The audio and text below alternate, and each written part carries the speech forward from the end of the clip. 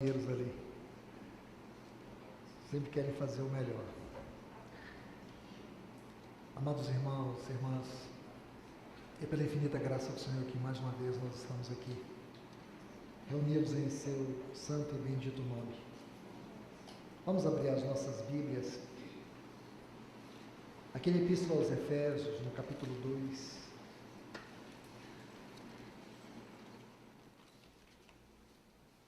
Como foi dito na introdução desta reunião, nós estamos aqui em torno desta mesa, a mesa que o Senhor nos deu. Essa não é a mesa da igreja, esta é a mesa do Senhor. Amém. Ao longo dos séculos, a igreja do Senhor sempre se reuniu em torno desta mesa. Essa mesa, ela não proclama nenhuma religião, porque o nosso Senhor também não veio nos dar uma religião. O Senhor veio nos dar Ele mesmo. Amém. Eu creio que a nossa grande batalha é nos manter dentro dos princípios da palavra de Deus e lutarmos até aquele grandioso dia para que sejamos uma igreja bíblica. E ser uma igreja bíblica no atual momento que nós vivemos, é um grande desafio. Porque as inovações, o modernismo teológico, a banalização da doutrina, do sagrado, o evangelho moldado pela cultura, pelo entretenimento, e todas essas coisas têm sido ferramentas malignas para que nós deixemos de ser uma igreja bíblica. E nós vemos muitos comportamentos, até mesmo de irmãos nossos. E hoje, com as mídias sociais, as pessoas têm perdido o pudor de cultivar a simplicidade, a santidade, a seriedade, o compromisso com o Senhor. A vida das pessoas são expostas como um livro aberto. As pessoas perderam o senso da vergonha, do cuidado pessoal, familiar, conjugal. Então, muitas vezes, nas páginas sociais, as pessoas não têm aquele receio, aquele, que eu diria, pudor de se guardar, não. Elas colocam um modão sertanejo, abre o som, põe uma câmera e sai cantando aquilo como se fosse uma coisa linda. Mas no domingo está aqui comendo pão, bebendo cálice, oram. As pessoas vão para suas academias, postam fotos sensuais, mostram o seu corpo, aquilo tudo. Mas depois pega a sua Bíblia, sua vida devocional, parece que está tudo bem. E sabe, irmãos, eu creio que eu não tenho nada a ver com a vida de ninguém, mas eu me importo muito com a vida da igreja. Eu me preocupo muito com esses comportamentos, porque é uma forma que Satanás tem usado mesmo, para afastar as pessoas da seriedade, da responsabilidade espiritual. E nós precisamos nos manter como uma igreja bíblica. As pessoas hoje, nesse final de ano, você vai ver muitos irmãos, alguns bebendo em rodas de ímpios, postando, alguns até já apareceram. E dá-se a ideia que nós aqui, essas ovelhas do púlpito, nós não somos especiais, é o encargo que é especial. Que tem esse encargo especial da parte do Senhor, parece que a gente é conivente com isso. Eu queria dizer para a igreja aqui que não somos. Nós não somos coniventes. Se os irmãos querem beber, querem fumar, querem ir para as festas, querem fazer coisas que contrariam o evangelho bíblico, todos nós um dia vamos estar diante do tribunal de Cristo. Eu gostaria que essa comunidade estivesse naquele dia com a sua cabeça erguida e não com um olhar de vergonha. Que a gente pudesse olhar uns para os outros e dizer assim, valeu a pena. Eu não estou falando de santidade. Santidade ainda é mais elevado do que isso. Estou falando de testemunho cristão numa geração pervertida. E que nós vamos batalhar até o fim, irmãos. E o dia que você vê que esses homens desse púlpito começaram a tolerar certas coisas, eu peço aos irmãos que saiam desse lugar correndo.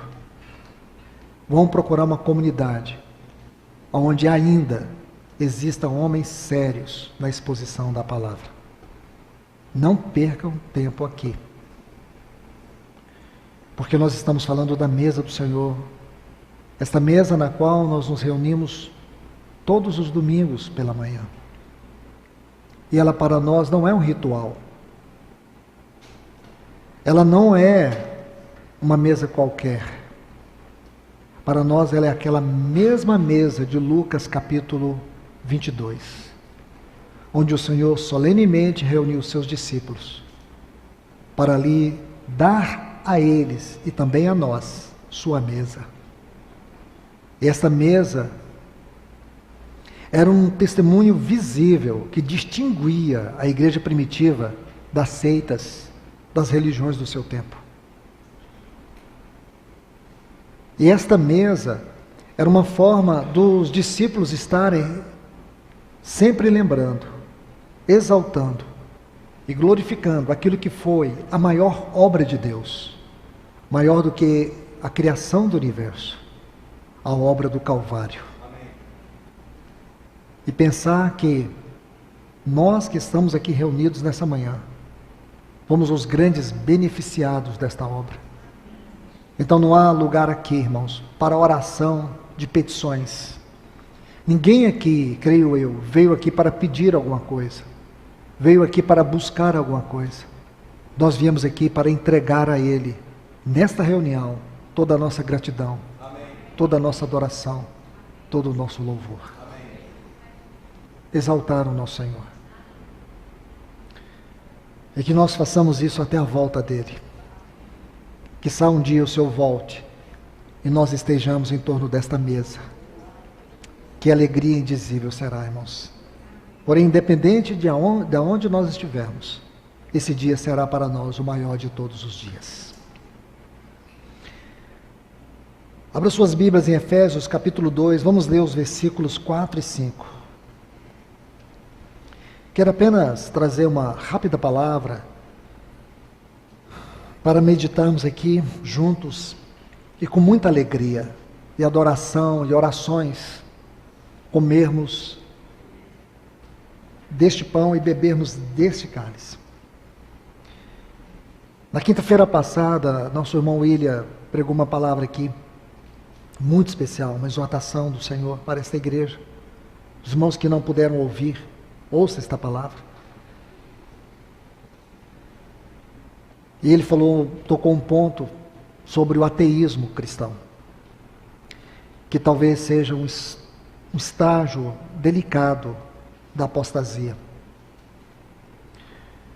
E o Senhor tem insistido nesse assunto, irmãos. Eu falo isso por zelo que Ele tem por nós. E que nós não venhamos nos acostumar com nada que seja proveniente do Evangelho para nós. Porque o Evangelho para nós tem que ser esse maná. Maná. Nosso maná é o Senhor. A palavra hebraica para maná traz a ideia de uma pergunta. O que é isso? Se você estuda a palavra maná no hebraico, a ideia é essa. O que é isso? Quem é esse? O que é isso? E você vai estudar a história de Jesus nos evangelhos. Muitos perguntaram, quem é esse? Quem é esse? A resposta, Ele é o nosso maná. Amém. Ele é o verdadeiro maná que nós comemos. Mas Deus, sendo rico em misericórdia por causa do grande amor com que nos amou, e estando nós mortos em nossos delitos, nos deu vida juntamente com Cristo. Pela graça sois salvos. Amado Deus, querido Pai, é no nome de Jesus, o Teu eterno e sagrado Filho, que nós oramos e debaixo deste nome nos reunimos. Amém. Senhor, que Teu Filho tenha toda a centralidade nesta mesa, nesta reunião e nesta palavra. Amém. E que Teu Espírito Santo nos conduza aqui nesta palavra, aquilo que para nós representa esta mesa, em termos de devoção, de adoração, de gratidão. Senhor, nós queremos mais uma vez nos sentir abraçados por Ti na Tua palavra. Amém. Saímos daqui hoje, Senhor, com um amor mais profundo pelo Senhor. Amém. Um sentimento de mais profunda gratidão. E que isso corrija a nossa maneira de ser e de viver, que muitas vezes nós esquecemos da Tua mesa e amanhã passamos a viver nossa vida normal e cotidiana, esquecendo do Senhor. Porém, Senhor, eu te peço em nome de Jesus que esta palavra, ela aprofunde, ela nos perscrute, ela revele mais das belezas e das glórias do nosso Senhor. Amém. Para que o nosso coração seja transformado, para que o nosso caráter seja conformado ao Teu caráter. Amém. E para que nós sejamos adornados como uma noiva para o seu esposo. Amém. Aguardando aquele bendito dia. Fala ao nosso coração nesta manhã. Nós te pedimos em nome de Jesus. Amém. Amém. Amados irmãos e irmãs, eu quero abordar nesses dois textos sobre a misericórdia de Deus, que tem por causa o amor de Deus e que culmina na graça de Deus.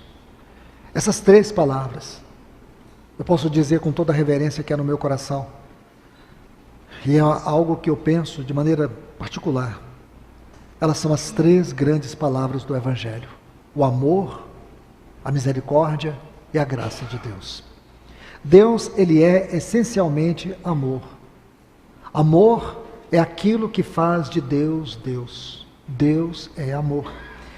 Há um texto em 1 João, capítulo 4, do versículo 16, que diz assim: e nós conhecemos e cremos no amor de Deus, no amor que Ele tem por nós. Aí ele vai fazer a maior definição que existe sobre Deus. Ele diz: Deus é amor. Deus é amor. Essa é a grande definição. Deus é amor. Então, o amor é a essência do ser de Deus. E o pecado é a essência do nosso velho homem. Por um lado, nós dizemos: Deus é amor. Por outro lado, nós dizemos: somos pecadores. Nós não somos pecadores porque pecamos, nós pecamos porque somos pecadores.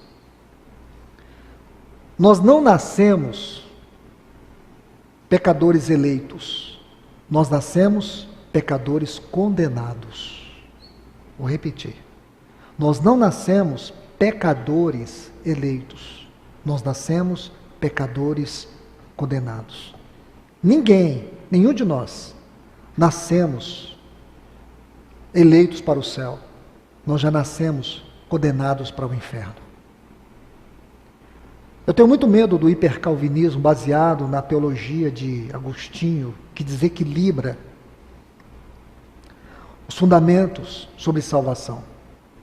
Eu recebo algumas perguntas assim: Luiz, você é reformado?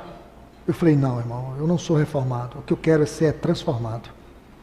Há poucos dias o irmão me perguntou: você é calvinista ou arminiano? Eu disse: eu não gosto de ser denominado por qualquer forma de nomenclatura. Eu sou um cristão, servo de Deus, é o que eu sou.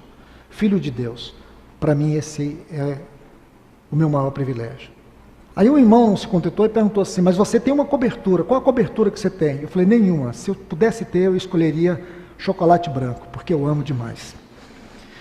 Não tenho cobertura, não tenho nomenclatura, não tenho nada disso, irmãos, e não me importo com isso.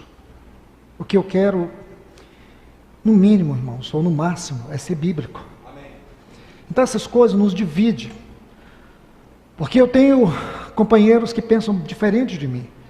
Eu tenho companheiros que acham que a igreja não vai passar pela grande tribulação. Tem outros que pensam que a igreja vai passar pela grande tribulação. Aí as pessoas ouvem o que eu prego e dizem: então você é pré-tribulacionista. É isso que você pensa? Então, ok. Muito cuidado com essas nomenclaturas, irmãos, que nós defendemos. Porque eu vejo muitos irmãos defendendo certas doutrinas sem saber suas raízes. E acho muito bonito. Então, hoje se busca muito uma igreja reformada. Eu digo assim, uma igreja baseada nos princípios da reforma.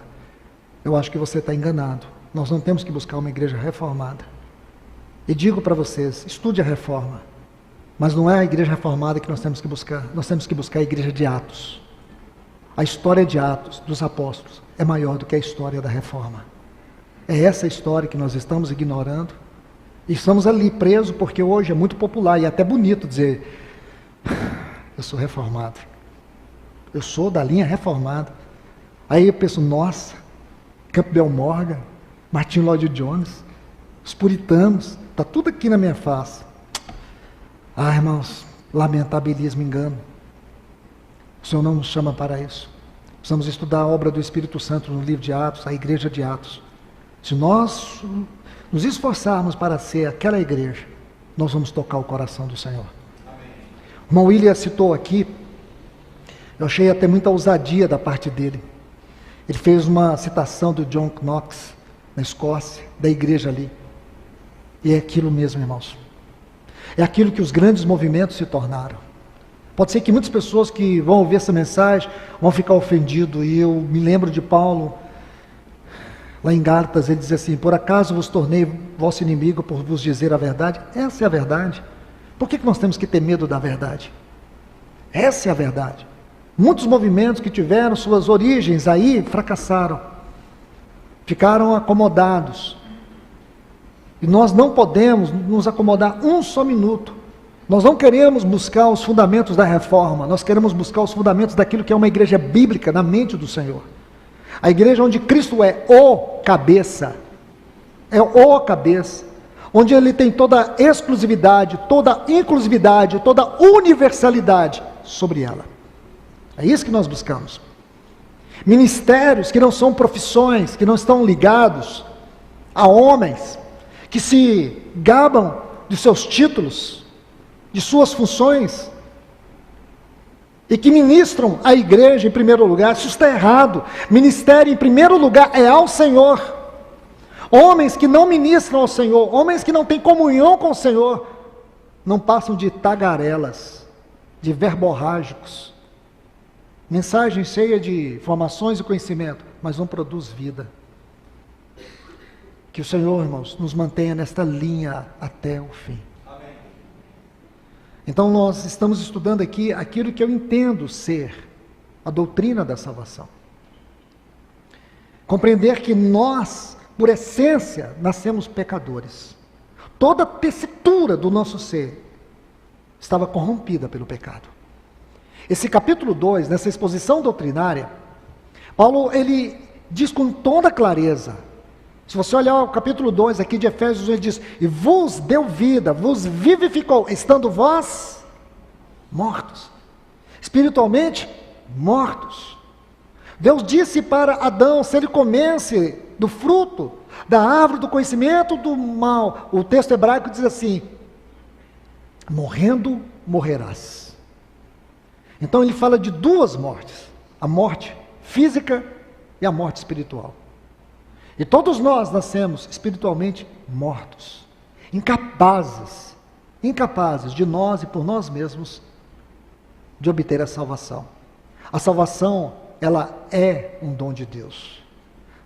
A salvação, e é isso que faz o cristianismo ser diferente de todos os ismos, porque em todos os ismos é o homem que procura o seu Deus. No cristianismo foi Deus que procurou o homem perdido.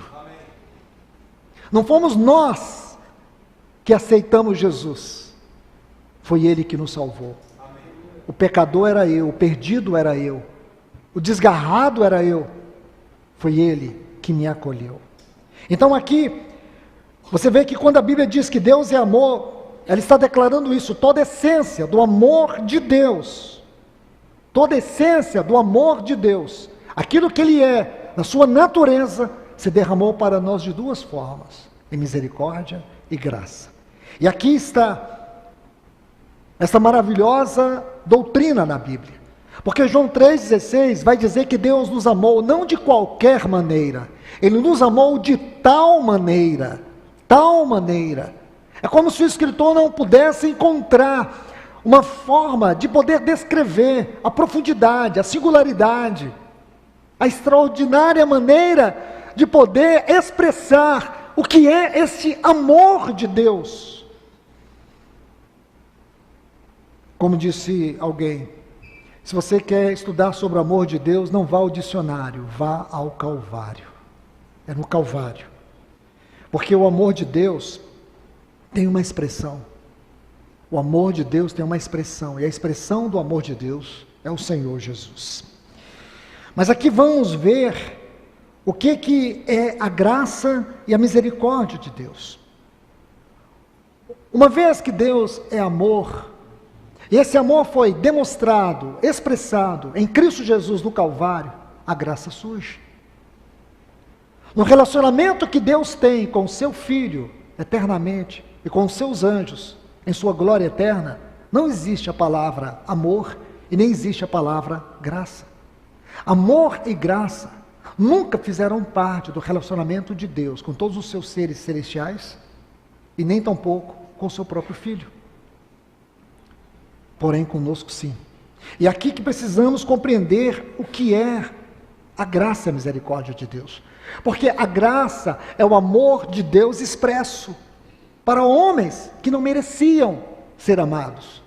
E aqui nós precisamos ir um pouco mais sobre este assunto, porque corremos o risco, irmãos e irmãs, de desmerecermos, às vezes até inconscientemente, o que é o amor de Deus, o que é a graça de Deus, o que é a misericórdia. Nós podemos ser tomados pelo pecado do orgulho, de uma maneira muito inconsciente, de muitas vezes estarmos diante do Senhor num culto, em especial na sua mesa, e nós não percebemos a nossa frieza, a nossa indiferença, a nossa negligência. Pensamos que esse culto é um fim em si mesmo, que um culto na mesa do Senhor, tomado de alegria, de cânticos, de gozo, de aplauso, define o culto em si mesmo. Nós podemos correr o risco de reduzirmos este culto a uma mera reunião, ou mais uma reunião, e não é, irmãos. E não é. Nós não podemos perder a consciência do que é a salvação na nossa vida. Amanhã você vai voltar à sua rotina. Amanhã, a partir de amanhã, você começa a lutar contra o tempo. Você vai ser tomado de responsabilidade, de desgaste. Durante essa semana você vai sofrer muitos ataques na sua alma, nas suas emoções. Você vai enfrentar algumas batalhas espirituais no seu coração. E você corre o risco de esquecer o que foi esta mesa para você. Qual o sentido dessa salvação? Por isso nós nunca podemos perder a consciência dessa doutrina. A doutrina do amor de Deus. Aqui eu quero lhes mostrar algo muito especial. Porque Deus derramou a sua graça e a sua misericórdia. E como isso funciona? Paulo vai nos mostrar aqui de uma maneira muito clara. Porque se de um lado nós temos a graça, do outro lado nós temos a misericórdia. E nós podemos dizer assim que a graça e a misericórdia são duas vertentes do amor de Deus derramado. A graça, eu vou colocar numa ordem que fica mais fácil você entender a didática. A misericórdia e a graça são as duas vertentes do amor de Deus. E vamos seguir. Eu quero que você veja comigo algo muito especial aqui. A misericórdia e a graça. Entendamos isso. O que é a misericórdia? Vou dizer isso com muito cuidado. A misericórdia é Deus, eu já disse isso muitas vezes para vocês. Vai repetir, não é problema. A misericórdia é Deus não dar não dar a nós o que merecemos. Se você pegar os versículos 1 a 3 de Efésios 2, aqueles que estavam mortos em delitos e pecados, aqueles que andavam segundo o curso deste mundo, segundo o príncipe da potestade que atua nos filhos da desobediência, e éramos por natureza filhos da ira. Eu te pergunto, o que estas pessoas mereciam? O que os filhos da ira mereciam? Os filhos da desobediência. Pessoas mortas, sepultadas, mergulhadas, enterradas nos seus próprios pecados. O que essas pessoas mereciam? Diante de um Deus santo, de um Deus justo. O que estas pessoas mereciam? O mais duro juízo. E Deus não cometeria nenhuma injustiça se enviasse estes filhos da ira, que andavam segundo o curso deste mundo, segundo o espírito da potestade do ar, esses filhos da desobediência, esses mortos em delitos e pecados. Deus não cometeria nenhuma injustiça se os enviasse eternamente para o inferno. Deus não cometeria nenhuma injustiça se eu estivesse queimando do inferno agora. Ele não cometeria nenhuma injustiça.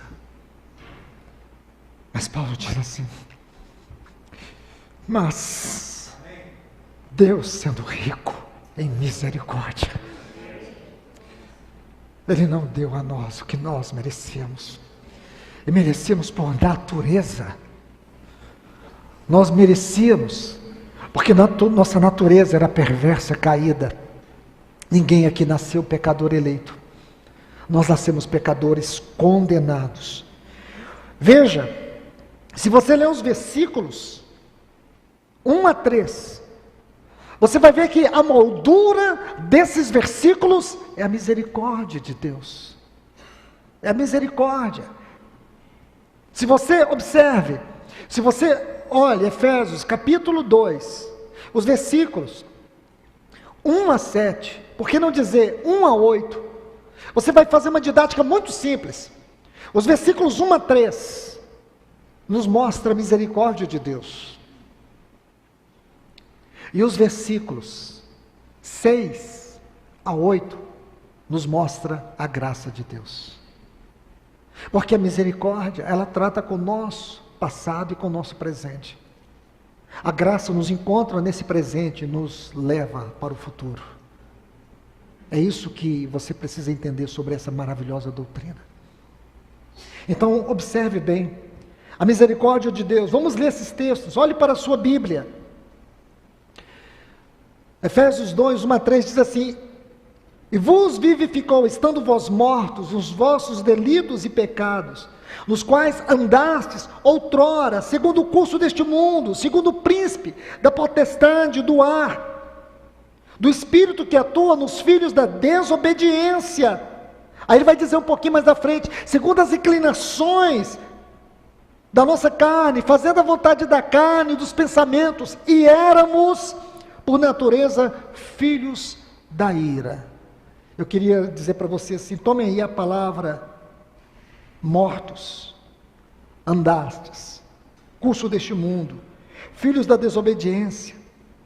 Éramos por natureza filhos da ira. Veja, todas estas palavras e frases aqui. Sabe o que Deus fez?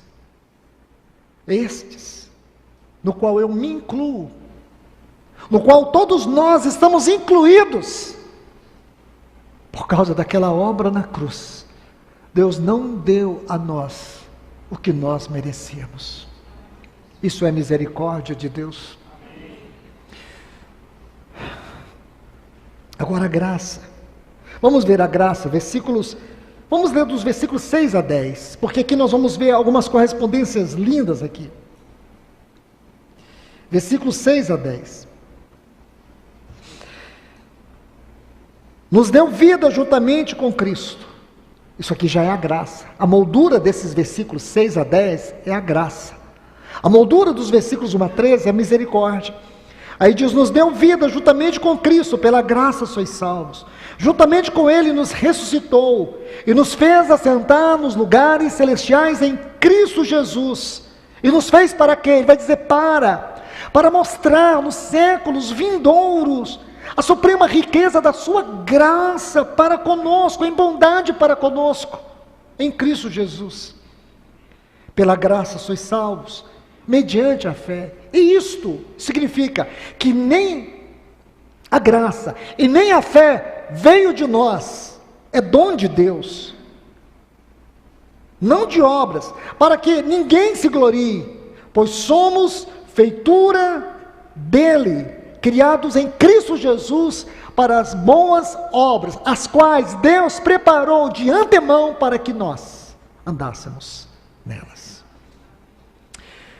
Amados irmãos, irmãs, vamos ver alguns pontos aqui. Primeiro, veja que nós estávamos mortos em nossos delitos e pecados, mas agora não. Nós estávamos mortos, mas agora não. Agora Ele nos deu vida juntamente em Cristo Jesus.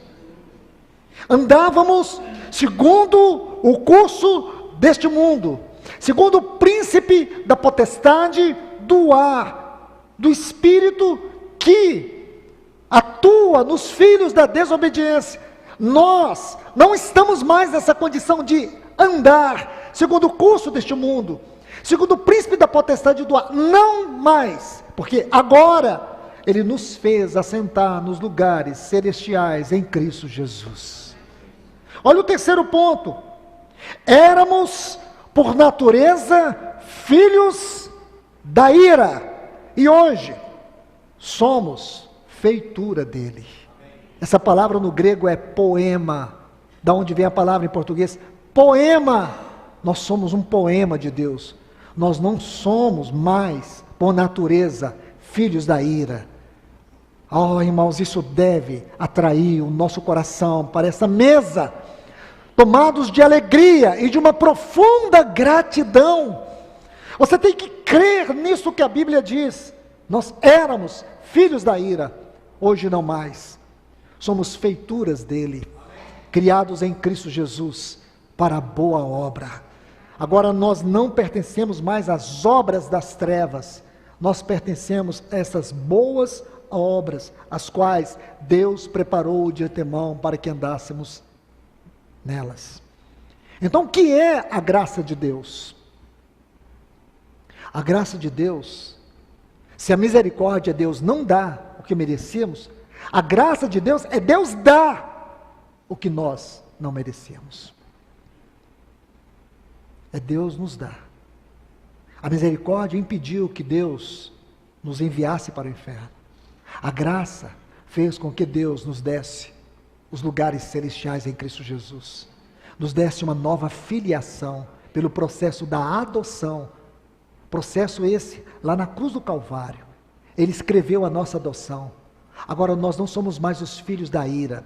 Agora nós somos filhos de Deus. Como disse João, amados, agora somos filhos de Deus. Mesmo que ainda não se manifestou o que havemos de ser, sabemos que quando Ele se manifestar, nós seremos transformados à sua imagem. Nós seremos transformados à sua imagem diante da sua glória. Olhe bem, irmãos, que coisa preciosa. Agora permita-me voltar um pouco sobre a misericórdia. Porque ele diz assim, mas Deus sendo rico em misericórdia. Paulo, pelo menos, em 3 lugares ele vai usar esta palavra, rico. Aqui, no capítulo 1, versículo 7, bem no final do capítulo 1, ele vai dizer assim, a riqueza da sua graça. Depois ele vai usar no capítulo 2, versículo 7, ele vai falar sobre a suprema riqueza. É justamente isso, irmãos. É uma riqueza suprema. E por último, no capítulo 3, versículo 16, ele vai falar sobre a riqueza da sua glória. Por quê, irmãos? Essas, denominados por alguns críticos, essa tautologia, esse exagero de expressões, não tem exagero nenhum. Aqui Paulo está simplesmente rasgando o seu coração, para poder descrever o indescritível, aquilo que a mente humana não é capaz de chegar por si mesma, onde a mais habilidosa sabedoria secular não pode explicar, não tem como humanamente você explicar, como foi possível, esse Deus cheio de glória, de majestade, esse Deus que em toda a sua eternidade nunca dependeu de nada e nem de ninguém, ele nunca teve falta de nada, tudo que ele buscava, e buscava para si mesmo, em termos de glória e satisfação, prazer, alegria, é o que ele tinha no seu Filho. Ele tinha eternamente em seu Filho todo o prazer, toda a sua alegria, todo o seu amor. Não era só um amor que ele derramava sobre o seu Filho, mas era um amor que o seu Filho derramava sobre ele, em obediência, em satisfação. Por que esse supremo Deus, um dia, desejou amar seres como eu e você, homens e mulheres que estavam mortos em delitos e pecados, homens que por natureza, por merecimento, por justiça, mereciam o inferno? Como foi possível esse Deus cheio de glória, esse Deus que em sua eterna majestade, em sua absoluta supremacia, como foi possível ele amar alguém como eu e você? O que o moveu? O que o moveu? Eu digo para você, fora dele, nada. Ele foi movido pela sua própria compulsão de amar. Porque um dia, e Paulo vai dizer isso aqui, em Efésios capítulo 1, versículo 4, ele vai dizer assim: assim como nos escolheu nele, Efésios 1, 4, assim como nos escolheu nele, antes da fundação do mundo. Aqui está a doutrina da predestinação, ele nos predestinou para sermos santos. Nunca separe a santidade da predestinação, que você vai criar um Deus determinista, uma salvação determinista, onde ele manda uns para o inferno e outros para o céu. Não perverta isso. Ele nos predestinou para a adoção de filhos. Que coisa linda, irmãos. Aqui está. Volte comigo, por favor, Efésios 1, veja a beleza disso. Veja que ele vai dizer assim, Paulo, apóstolo, olhe bem, primeira vez, Paulo, apóstolo de Cristo Jesus, pela vontade de Deus aos santos e fiéis em Éfeso, em Cristo Jesus, graça a vós outros e paz da parte de Deus nosso Pai e do nosso Senhor Jesus Cristo. Bendito Deus e Pai do nosso Senhor Jesus Cristo, que nos abençoou com todas as sortes de bênçãos espirituais nos lugares celestiais em Cristo Jesus, assim como nos escolheu nele, antes da fundação do mundo, para sermos santos e irrepreensíveis perante ele, e em amor nos predestinou para a adoção de filhos por Cristo Jesus, para si mesmo, conforme o beneplácito, seu bom prazer, sua própria satisfação, seu bom prazer, o beneplácito da sua vontade, para o louvor da glória de sua graça, a qual nos concedeu gratuitamente, olha essa palavra, no amado. Você vê que ele vem falando Cristo Jesus, Senhor Jesus Cristo, mas ele chega no momento e diz, o amado. Por quê? O que quer dizer esta palavra aqui nesse texto? Por que ele não seguiu, como ele estava dizendo, suas referências anteriores? Paulo, apóstolo de Deus, ele vai dizer assim, Paulo, apóstolo de Cristo Jesus, pela vontade de Deus, aos santos e fiéis em Éfeso. Todas essas declarações de Paulo, ele vai dizer aqui em Éfeso, e fiéis em Cristo Jesus, não é isso que ele está dizendo? Fazendo referência ao Senhor. De repente ele muda, ele vai dizer assim, ou no amado. Está vendo aqui? Por que ele mudou, irmãos? Por que ele colocou essa nota tão distinta aqui? Quem é esse amado? Esse amado era o unigênito. Esse amado era o único. Era o único eternamente amado pelo Pai. Era o único capaz de preencher o coração do Pai, de alegria e satisfação. Então você tem que entender, você precisa entender, que nessa salvação, Deus não derramou o sangue do seu Filho na cruz do Calvário só para perdoar os nossos pecados. Perdoar os nossos pecados era um item dessa salvação. Tratar com os nossos pecados era uma questão de justiça de Deus. Mas Ele não parou no perdão. O propósito do perdão, o propósito dessa salvação era a filiação. E nessa filiação, Cristo perdeu o seu lugar de unigênito. Ele se tornou o primogênito. O primeiro entre muitos irmãos. Essa doutrina está no capítulo 8 da Epístola aos Efésios. Essa é uma magnífica doutrina, aonde Paulo vai falar justamente isso. Ele vai usar ali duas palavras para filhos, tecno e ruios, os filhos maduros. Tecno, ele vai falar de uma criança, e ruios, filhos maduros. E é o que ele quer e está fazendo conosco. Ele está nos levando a esta peregrinação, essa doutrina que nós encontramos na Epístola aos Gálatas, com aquelas três chaves que nós temos ali. Nos versículos 15 e 16, no capítulo 1, ele diz assim: aprove a Deus revelar seu Filho em mim. No capítulo 2, versículo 20, ele diz: não sou eu quem vive, Cristo vive em mim.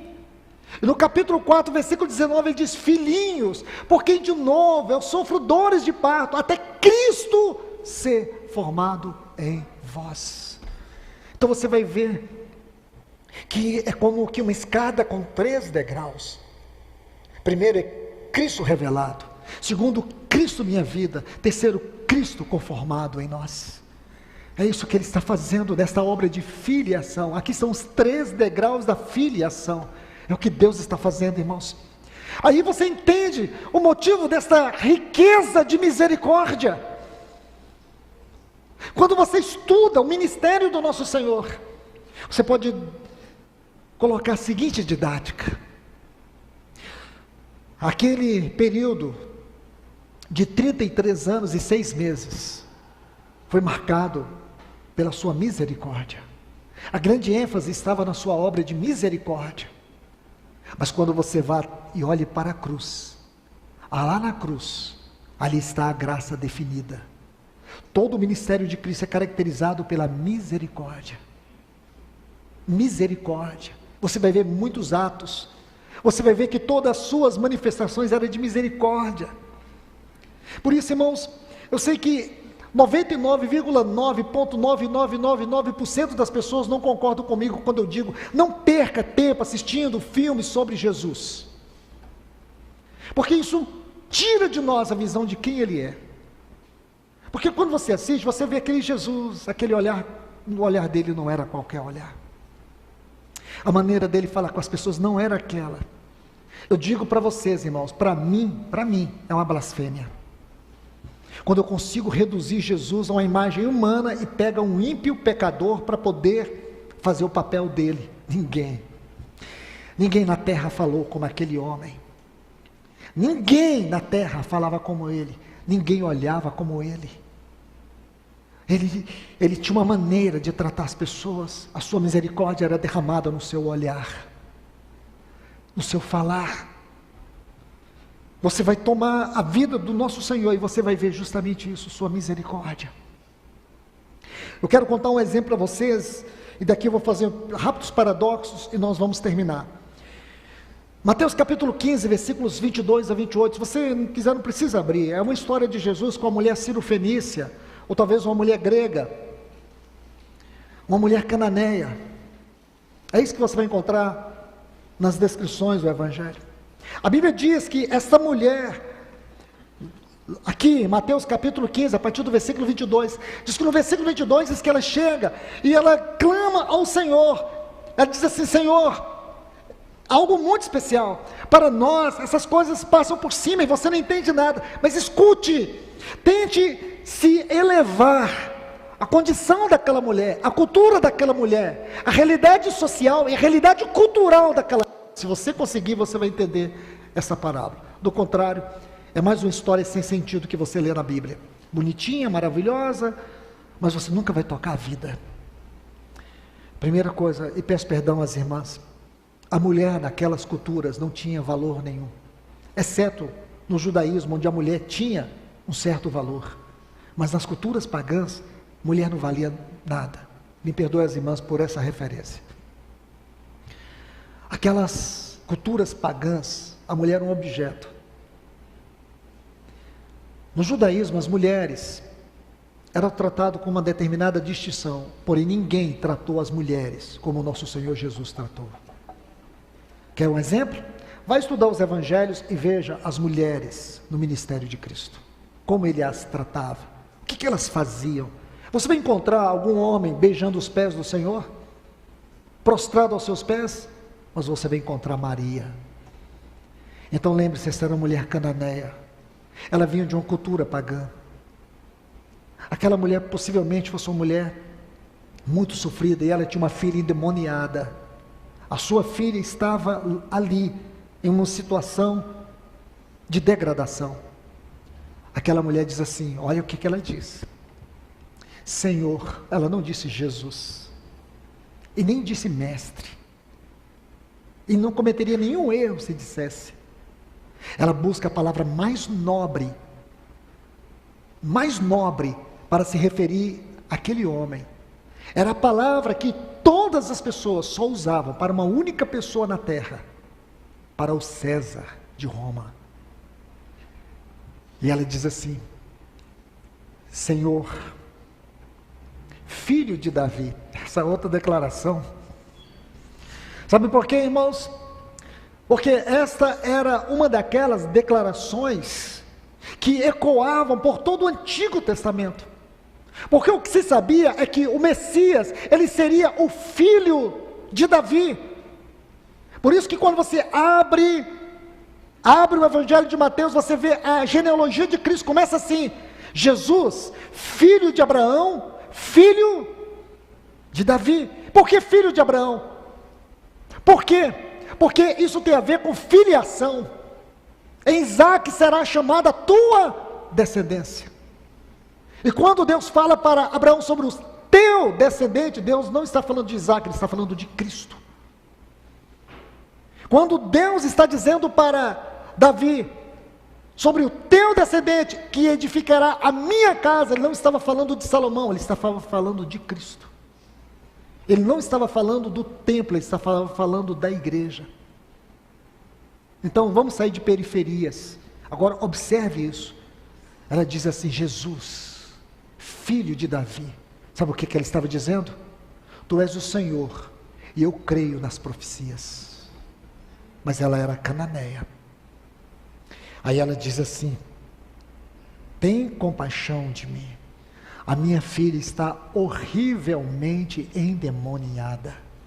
Agora observe, versículo 23, o Senhor guardou o silêncio, Ele não respondeu nada. Teve um irmão que disse assim, que as grandes mensagens que Jesus pregou nos evangelhos, Ele pregou em silêncio. Irmãos, nós estamos falando aqui do mestre dos mestres, do Senhor dos senhores. Nós estamos falando do Logos de Deus, aquele que é a palavra. E se Ele é a palavra, Ele não precisa dizer nada, porque Ele já está dizendo tudo. Porque nele tudo encontra significado, e nele está a resposta para todas as perguntas complexas do nosso coração. Eu fico pensando nele, ele olhando para aquela mulher, em silêncio. Observe bem.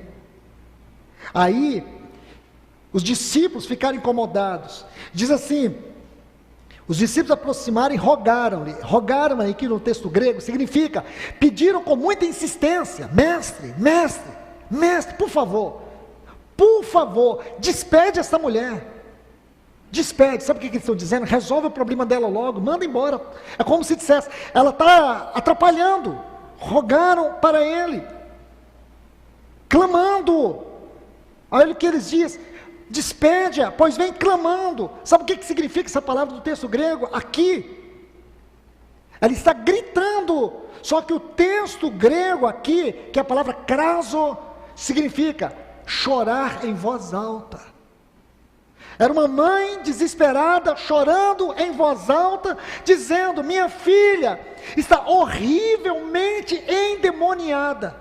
Você conseguiu já fazer o quadro? Você vê isso aqui? Aí o nosso Senhor, Ele diz assim para os discípulos: eu fui enviado para as ovelhas perdidas de Israel. Ele diz isso para os discípulos. Ele não diz nenhuma palavra no sentido vão. Tudo que o Senhor fala, Ele está construindo um quadro. Então aqui Ele está tratando com os discípulos: eu fui enviado para as ovelhas perdidas de Israel. Agora, olhe que interessante. Diz que no versículo 25, diz que essa mulher veio. Sabe o que ela fez? Ela adorou. Ela não se contentou. Ela gritou. Ela chorou em voz alta. Ele silenciou. Os discípulos agora se colocaram entre ele e ela. Mas ela não se contentou. Diz que ela adorou. Sabe qual era a adoração dela? Senhor, socorre-me. Aqui diz: Senhor, socorre-me. Senhor, socorre-me. Aí ele diz assim para ela: não é bom tomar os pães dos filhos e dar para os cãezinhos. Mas olha que coisa linda. Ela disse: Senhor, os cachorrinhos comem das migalhas. Eu não preciso que o Senhor me dê pão na tua mesa. Eu quero pelo menos migalhas. As migalhas. Ela diz assim: os cachorrinhos comem das migalhas que caem da mesa dos seus donos. Só que ela não usa aqui a palavra dono. Isso aqui é uma infeliz tradução. A palavra no grego aqui é kurios. Sabe o que ela diz? Os cachorrinhos comem da mesa do seu Senhor. Ah, irmãos, o coração do Senhor explode em misericórdia. Olha o que Ele disse para ela: ó mulher, grande é a tua fé. Era isso que Ele queria buscar naquele encontro. Grande é a tua fé. Não como destes aqui. Imagine que todos ali em volta dele, os seus discípulos, ficaram desse tamanhozinho, ficaram menor do que os cachorrinhos. E Ele toma aquela mulher, engrandece ela, diz: grande é a tua fé, faça conforme o que tu queres. Irmãos, eu digo para vocês, às vezes eu vejo atos do Senhor que não é humano, não é normal. É como se Ele se escondesse de trás daquela mulher e exaltasse ela na frente de todos. Imagine todos contemplando aquilo, o Senhor fazendo aquilo, ela obtendo aquela graça, aquela bênção. Sabe o que é isso, irmãos? Misericórdia. É a misericórdia dEle, é assim que Ele nos trata. Porque quantas vezes nós somos vis, mas nós precisamos reconhecer que nós somos fracos mesmos. Nós temos que entender, como disse o irmão J.C. Rowley, ele disse assim: o maior demônio que existe contra mim, que tenta me destruir todos os dias, não são as potestades do inferno, é o meu velho homem caído. Esse é o maior demônio, é o meu maior inimigo, é o meu velho homem caído, esse infeliz que não converte. Mas graças a Deus, nós temos um Deus que Ele é rico em misericórdia, e Ele com a sua boa mão nos traz para este lugar, onde nós podemos comer dEle, onde nós podemos beber dEle, onde nós podemos nos satisfazer dEle, porque é assim que Ele nos trata, é com essa infinita misericórdia. A sua misericórdia não tem fim. Então, irmãos e irmãs, para concluir, vamos ver aqui um paradoxo entre a misericórdia e a graça de Deus. A misericórdia, então, como eu disse, é Deus não nos dá o que merecemos. A graça é Deus nos dá o que não merecemos. Foi a misericórdia de Deus que impediu que estes mortos em delitos e pecados, esses filhos da ira, da desobediência, que andavam segundo o curso deste mundo, fossem condenados eternamente no inferno. Foi a misericórdia. Mas também, agora, é a graça de Deus que introduziu estes indignos, como eu e você, nos introduziu a uma posição como está aqui no Efésios 2,6, nos fez assentar nos lugares celestiais em Cristo Jesus. Como está traduzido do texto grego, lugares onde os privilégios da glória já podem ser experimentados por aqueles que estão em Cristo Jesus. Irmãos, eu digo para vocês, se isso entrar no seu coração, se isso abrir a sua mente, você pode sim, e digo aqui, debaixo da palavra de Deus, no nome do Senhor Jesus, mesmo com todas as limitações, debilidades que ainda residem nesse corpo, nós podemos sentir um pouco da glória eterna celestial, a qual nós desfrutaremos por toda a eternidade. Há um gozo celestial que nós podemos sentir na nossa vida aqui na terra. Mais ainda, o terceiro paradoxo aqui, a misericórdia fez com que Deus descesse a nossa mais indigna condição, porque a misericórdia tem a ver com a condescendência de Deus, que significa, Deus nos encontrou no pior estado no qual nós encontrávamos. Não preciso repetir, é os versículos 1 a 3 de Efésios 2, Ele desceu, Ele contemplou um verme como eu, cheio de pecados, de imundícias, mas Ele me amou a si mesmo, Ele te amou a si mesmo. Foi a sua misericórdia que fez com que Ele descesse a nossa mais indigna condição. Mas, por outro lado, foi a graça que nos fez, ou que nos deu, a mais elevada posição.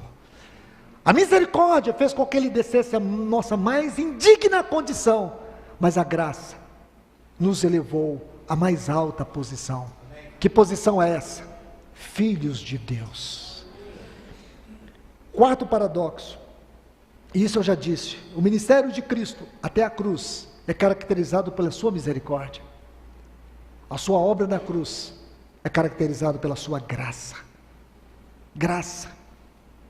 A misericórdia fala da pobreza da nossa condição. A graça fala da glória irradiante da nossa posição. Então, amados irmãos e irmãs, eu quero que você, agora, depois de ouvir esta palavra, chegue até esta mesa e não tenha nenhum receio de adorá-lo, de exaltá-lo, de agradecê-lo pelo amor dele e pela sua vida. Ninguém poderia nos amar assim, irmãos. Ninguém poderia nos amar dessa forma, de tal maneira. Ninguém poderia exercer tamanha misericórdia por homens caídos e mulheres caídas como nós. Ninguém, nenhum ser do universo pode compreender essas riquezas da glória e da graça, da glória, da graça e da misericórdia de Deus. Por isso, irmãos, e quero ler aqui para terminar, Efésios 2,7, quando ele diz assim: para mostrar nos séculos vindouros, isto é, para mostrar na eternidade vindoura. Aí Paulo, ele exagera nas declarações, a suprema riqueza da sua graça, em bondade, é uma outra forma dele descrever a sua misericórdia, bondade para conosco, em Cristo Jesus, em Cristo Jesus. Um dia, irmãos, e essa palavra aqui, desculpe-me, essa frase aqui, para mostrar, ela vem de um termo grego, que significa abrir cortinas, abrir a cortina do palco. Paulo busca essa palavra do teatro grego, daquelas peças, quando as cortinas se abriam e tinham aquelas cenas, aqueles atos, é disso que ele está dizendo. Chegará um dia, que diante de todos os principados e potestades, aquele que está lá no capítulo 7, do livro de Apocalipse, uma grande multidão diante do trono, uma grande multidão diante do trono, é o trono da graça, é o trono da misericórdia, é este trono nós vamos chegar. Imagine todas as grandes criaturas, que nós não temos como descrever suas grandezas, suas belezas, mas nós sabemos que são seres celestiais, que o nosso Deus criou, sejam tronos, soberanias, principados, potestades, tudo foi criado por Ele e para Ele. E todos estes seres estarão diante de nós, contemplando o que, irmãos? A suprema riqueza da sua graça e da sua misericórdia para conosco, em Cristo Jesus. Aleluias. Que o nosso coração seja tomado de reverência e adoração nesta manhã, diante da mesa do Senhor. Que Deus os abençoe com esta palavra. Senhor, nós te adoramos, nós te bendizemos. Bendito eternamente é o Senhor para todo sempre. Ó querido e amado Espírito Santo, ganha o nosso coração mais uma vez nesta manhã. E derrame, Senhor, este coração em adoração nesta mesa. Aquele que venceu, aquele que foi a mais profunda expressão de amor, misericórdia e graça. Essa misericórdia por causa do amor com que nos amou. Ele nos amou de tal maneira que a única forma dele poder nos salvar foi exercer a sua indescritível misericórdia, de se rebaixar, de descer a condição mais vil aonde nós nos encontrávamos, na lama, na condição de pecadores, e ali ele nos salvou pela sua infinita graça. Pela sua infinita graça, ele nos transportou do império de trevas e nos colocou no reino do Filho, do seu amor. Senhor, nós queremos exaltar a tua salvação nesta manhã. Nós queremos te exaltar nesta mesa, nesta manhã. Oh, que o teu Espírito Santo encontre em nós corações alegres, corações cheios de alegria e de gozo nesta manhã, porque todo escrito de dívida que era contra nós, o Senhor rasgou e cravou lá na cruz do Calvário. E hoje nós estamos aqui, salvos pelo teu infinito amor. Te adoramos, Senhor. Te agradecemos nesta manhã. Amém.